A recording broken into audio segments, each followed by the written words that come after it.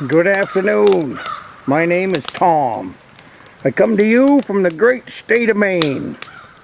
I've had lots and lots of questions about my fish houses, how I build them and keep them small, light, comfortable, all of that. So this is a fish house that I am building this year, and I am going to record it for you guys. Hopefully answer all the questions that you have. This is the beginning of the fish house. This is a mobile fish house. It is made for going up and down a lake that is 14 miles long. So I have made it the width of my skis on my snowmobile, which makes it 40 inches wide. The overall length of the skis are 8 feet. And the actual cabin of the fish house will be 40 inches by 7 feet. So this is the beginning. I'm going to take you through how I built the floor. You can see over there in the center is a, I call them lag screws, but they're actually called torque screws. Get in there, we'll suck it in.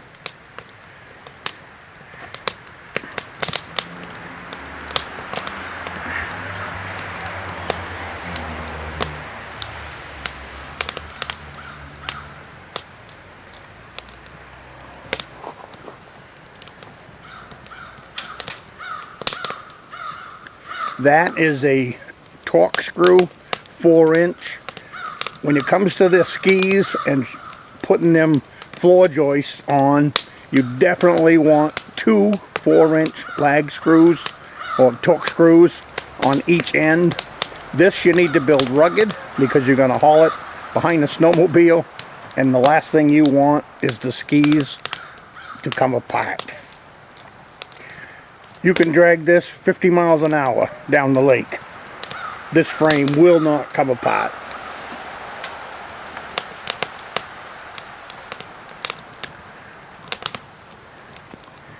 So there it is.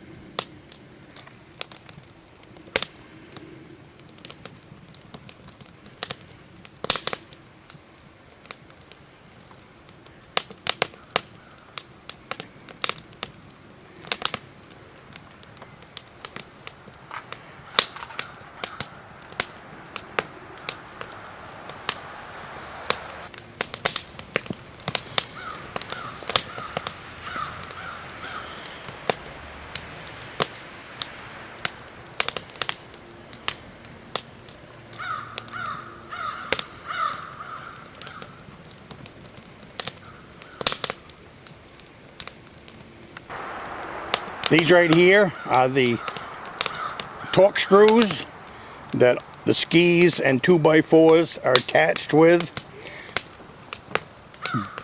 This right here is a 2-inch sheetrock screw. The 1/2-inch piece of plywood is attached to the skis with a 2-inch sheetrock screw. This is a 3-inch sheetrock screw. All of the framing, the 1.5-inch framing that makes up the walls, windows, everything from this point forward will get 3-inch sheetrock screws. This right here is the drill bit that I was talking about, with a tapered drill bit that just makes for the head that's on the sheetrock screw. You don't need that tool if you don't want to chase it down. This right here is a 9x64 drill bit that you can buy at Harbor Freight for. You can buy all those for $4. If you drill that hole for all those screws, it's mainly this one right here. You don't need to drill for the 2-inch, and you don't need to drill for the 1.25 inch.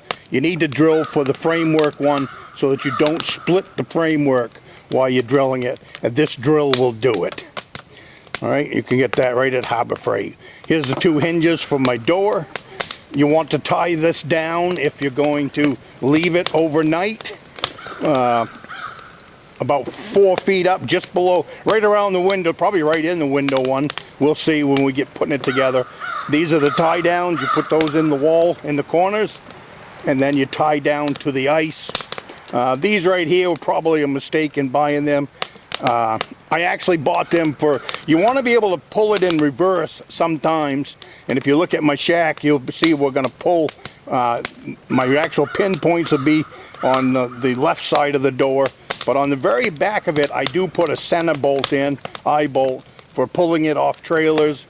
You can hook it to a tree and drive right out from under it, or sometimes you get stuck on the lake and you need to pull the thing backwards to get out of a problem. So it's nice to be able to have, you'll see the skis cut up on both sides so that I can pull the thing left or right. Sometimes I'll pull it up on shore and tie it off on shore.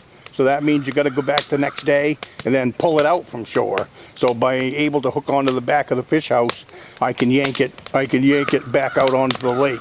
The other thing I can do is hook my other sleds up to it. I like a train, you know, you got 2 or 3 cars behind a train. Well, you can do the same thing with a fish house. I hook onto the fish house, and then I put my gear in another jet sled and hook that to the back of the fish house. Sometimes 2 or 3 sleds plus a rider. So I mean, you can literally go down the lake with 4 or 5 sleds plus your buddy riding in a sled as well. So, but this makes it up. These are the boxes. You can buy them either by the 5-pound box, or you can buy them by the 1 pound. You will need 4 pounds of no, these aren't, yeah, you'll need 4 pounds of the 3-inch screws, and you'll need 1 pound of the 2-inch screws, and then you'll need a pound of the 1 1/4-inch screws. And that's it. And we do have a hasp here. We're putting a hasp on the door, keeping it locked. Outside of that, that's everything that you need for your fish house build. It's right here. When you rip a 2x4, 1.5 inch, you get your 2 1.5 2x4s for wall studding, and then you're left over with this 1/4-inch piece. That's what I use to strap on my 20 mil top with that piece of batten strip right there. So nothing goes to waste. Everything that you're cutting up, set it aside, and it becomes part of the fish house as the fish house build goes along. What I'm doing here is I'm laying out the wall. This right here, this is a downsize of the walls on the fish house. All the joints are done the same.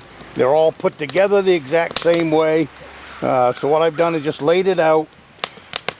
This right here is the bottom plate of the wall. This is the top plate. This is what your rafters set on. This is the bottom plate, which screws onto the floor of the skis. There's a piece of 1/2-inch plywood.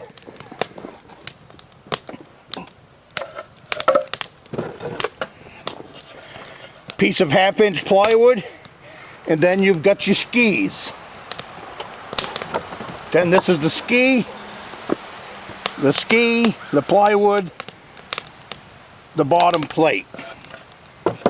These are all put together the same way. This is the corner. These are 3-inch sheetrock screws. You want 2 of them. 1, 2. 1, 2. On every single stud. The bit that I use is right here. I come down to, what that does, this right here is a cutter that cuts a spot for the head. That way it doesn't split the wood. I drill down that much, and then I screw the rest in with no hole at all. You don't need this if you don't have one. If you do, you can go to Home Depot and find one, I'm sure. All of that stuff. But that's it in a nutshell on the walls. These are wall studs. Top plate, bottom plate. Rafter sits on top of that plate. And this sits on top of the floor. I'll bring you over to the fish house now and show you on the fish house how it was laid out.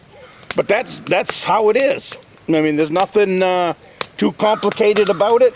You just need to work your way around all 4 walls until you end up with 4 walls and a fish house.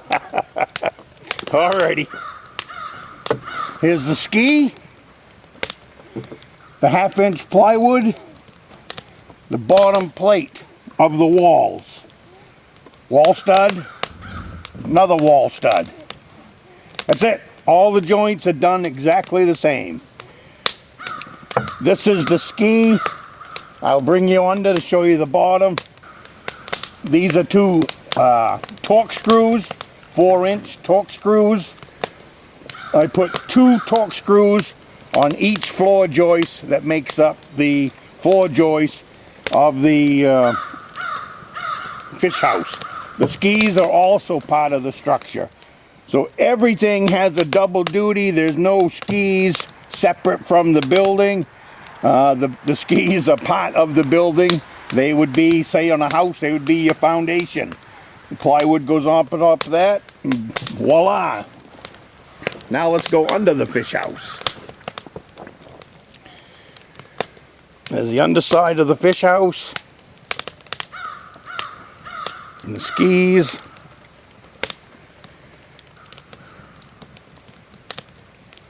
That's it.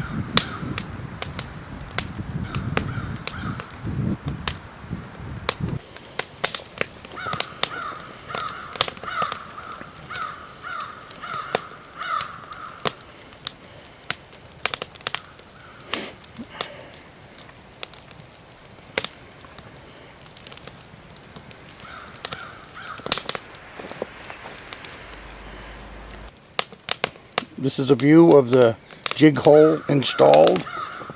I had to move one of my floor joists in order to get a good comfortable sit for my jig hole from my bench. I make the jig hole 1 inch bigger than a 5-gallon bucket. That way when you're sitting on the ice, you can cut the bottom out of a 5-gallon bucket, slide it down through the hole, and it will block the wind from coming under the fish house and up into the fish house on a windy day. Then I just go around the bucket, because it's a square hole with a round bucket. I go around the bucket with a bath towel, and I use that as chinking. That just plugs all the holes around the bucket, and it's nice and warm in the fish house. But I'll roll her over now, and I just want to show you how I do the design on the floor.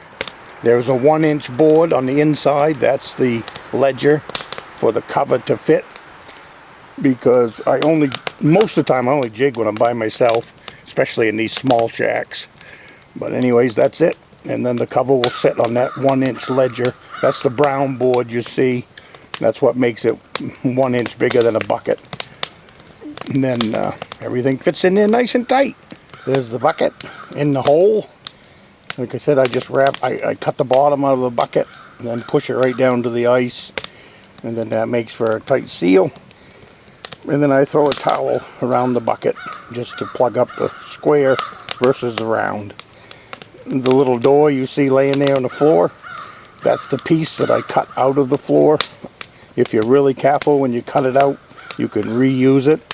So this whole fish house has used 1 sheet of plywood, which was a $25 sheet. So that's gives me my seats, my floor, my door, the backings on my seat. It's just a great way to use 1 sheet of plywood for 1 fish house. So there it is. Moving on. I wanted to add, when you put the cover back in the hole, I use 2 sheetrock screws. Screw it into place. Make sure it's in place when you're moving it down the lake. Fish house, if the door is not screwed down and it comes open, or falls out of the hole, the fish house will be full of snow when you get to where you're going, as well as any of your tackle or whatever that's on the floor can fall out of the hole anyways. But I leave it screwed in place until I'm ready.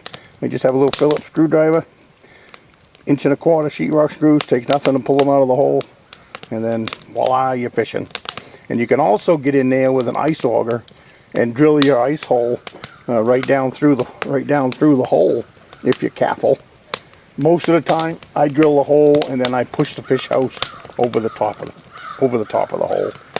Easier, but if the thing is bolted down, if I have it tied down on the lake for a week or two, then I'll just get in there with an ice auger and drill me a new hole. So that's it for the cover. That's it for the jig hole. She's ready to go.